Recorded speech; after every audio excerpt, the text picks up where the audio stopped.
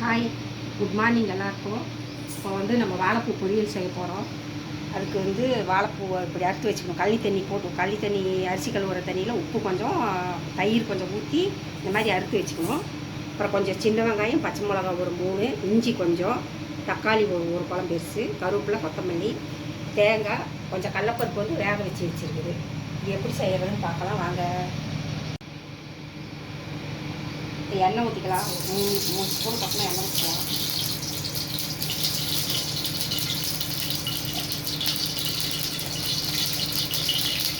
கடுகு போட்டுக்கலாம். கொஞ்சமாக சீரகம்,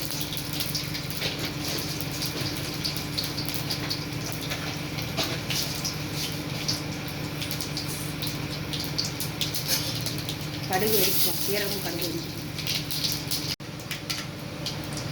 இஞ்சி போட்டுக்கலாம். இஞ்சி கொஞ்சம், இஞ்சி போட்டு வெங்காயமும் பச்சை மிளகாயும் போட்டு கொஞ்சம் கருவேப்பிலை. வாழைப்பூ களி தண்ணி அரிசி கழுவுற தண்ணியில் போட்டு வச்சிங்கன்னா தான் கருக்காது, வெள்ளையாக இருக்கும். இதெல்லாம் கருப்பாக போயிடும்.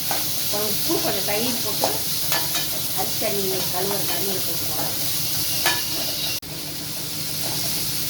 வெங்காயமும் இஞ்சி வணங்கிடுச்சு. இப்போ தக்காளி பழம் போட்டுக்கலாம்.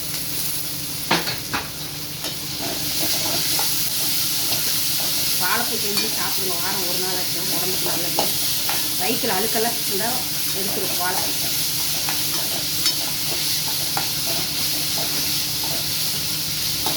இஞ்சி இப்போ வாழைப்பூ போட்டுக்கலாம்.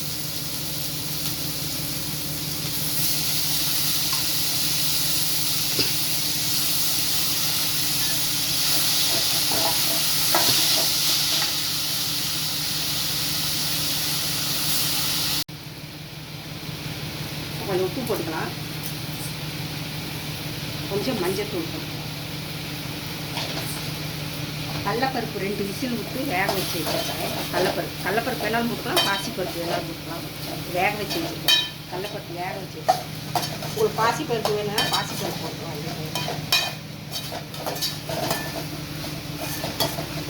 சூப்பராக இருக்கும். தண்ணி கொஞ்சம் தெளிச்சுக்கலாம். வேகிக்கலாம்.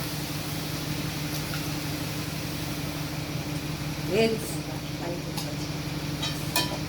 2 நிமிஷம் வெந்தால் செய்யலாம். இப்போ வாழைப்பூ வெந்துருச்சு. நசிச்சு பார்த்தா வெந்துருச்சு. கடலப்பருப்பு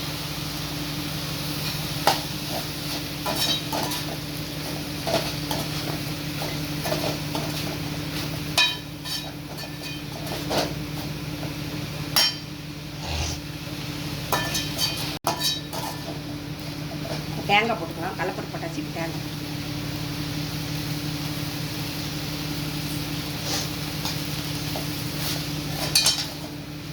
இந்த மாதிரி செஞ்சு பாருங்கள். நல்லா இஞ்சி கொஞ்சம் போட்டிங்கன்னா நல்லா டேஸ்ட்டாக.